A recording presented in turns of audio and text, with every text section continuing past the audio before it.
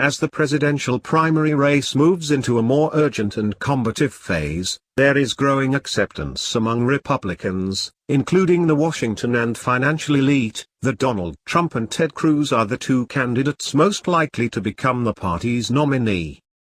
Their commanding performances at the sixth debate, along with their continued dominance in national and early state polls, have solidified the conclusion of many Republicans that the campaign is becoming a two-person contest. Long expected to become a race between an outsider and an establishment candidate, it is coming down instead as one between two outsiders, with dwindling time for their rivals to change the trajectory before the Iowa caucuses on February 1st. There is hope that one of the four establishment candidates may emerge as a consensus choice and consolidate support. The two who seem best positioned to do so, Senator Marco Rubio of Florida and New Jersey Governor Christie, had some sparkling moments in Thursday's Fox Business Channel debate but left the stage bruised and squabbling.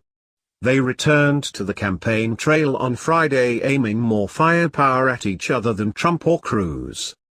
Trump and Cruz sucked all the oxygen out of the room, which is bad news for the establishment folks, said Barry Bennett, a veteran GOP strategist who recently resigned as campaign manager to Ben Carson.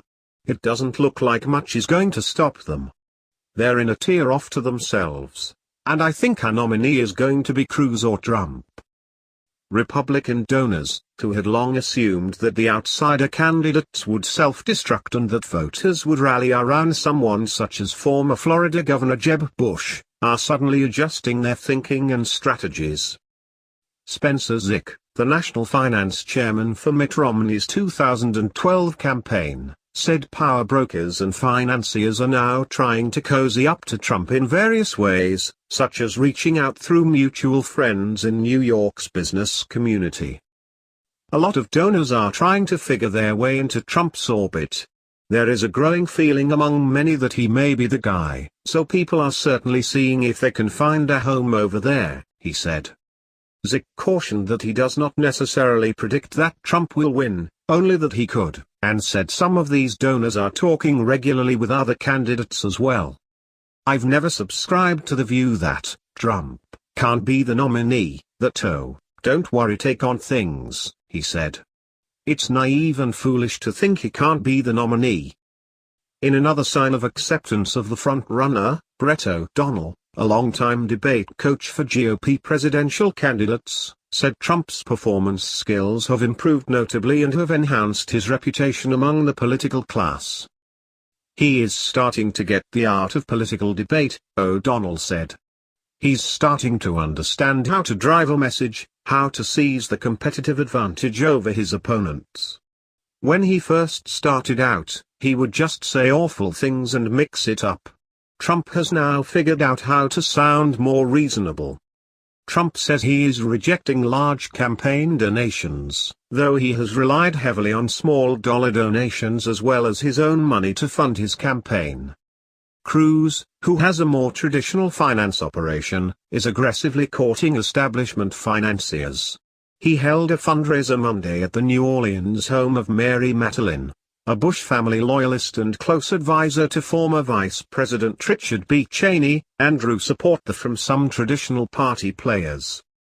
Heading into the Iowa caucuses, the fault lines are drawn. This has become a two-person race, Cruz and Trump, said Bob Vanderplatz, a prominent Iowa evangelical leader who is backing Cruz. There were almost tears on the stage. You could sense it, feel it and see it. The debate brought an abrupt end to the chumminess that long existed between Trump and Cruz. The billionaire mogul and the Texas senator, who have thrown political correctness to the wind, were at loggerheads Friday as they sought to undermine each other. Their debate night argument over whether the Canadian-born Cruz meets the constitutional requirements to serve as president spilled onto the campaign trail Friday in Iowa, where Trump revived his so-called birther attack in a CNN interview. He also hit Cruz over his recent admission that he had failed to properly disclose a loan during his 2012 Senate campaign.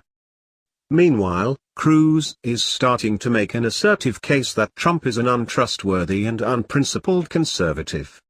At the debate, the senator raised Trump's past claim that he had New York values, charging that his once liberal views on social issues were out of step with red America. Trump got the better of Cruz by calmly and emotionally recalling New York City's painful recovery from the September 11, 2001, terrorist attacks.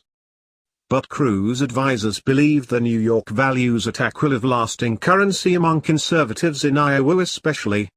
Through social media and releases to reporters, the Cruz campaign pushed out archival footage of Trump in a 1999 interview on NBC's Meet the Press with the late moderator Tim Russert saying that his New York values were different than Iowa values.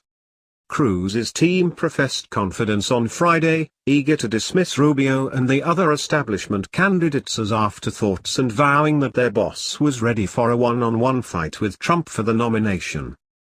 "It's a two-person race," Cruz spokesman Rick Tyler said.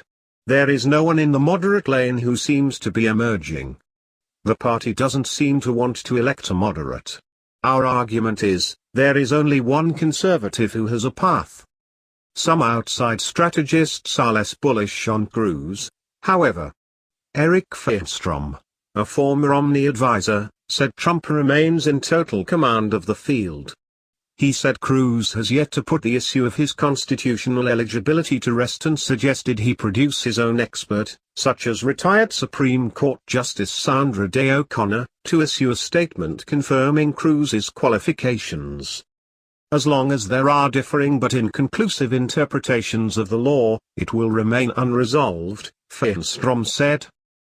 Bush also remains a factor, pushing hard against Trump in particular during Thursday's debate and then landing the endorsement on Friday of Senator Lindsey Graham, RSC, who recently dropped out as a 2016 contender.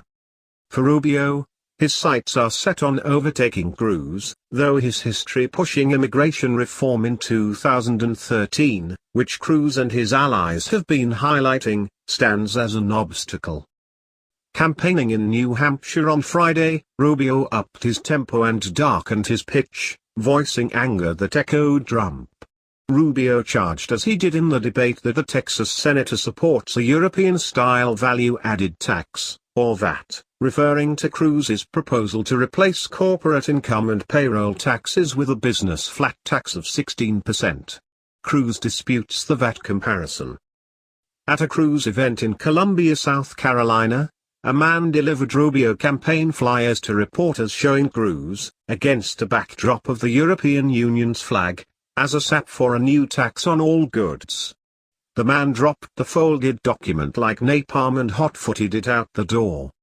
In New Hampshire, where the establishment candidates are deadlocked in the polls, Rubio mostly fired away at Christie, continuing a fight that broke out between them at the debate. Christie denied Thursday that he ever supported President Obama's nomination of Supreme Court Justice Sonia Sotomayor. On Friday, Rubio produced a piece of paper to show otherwise.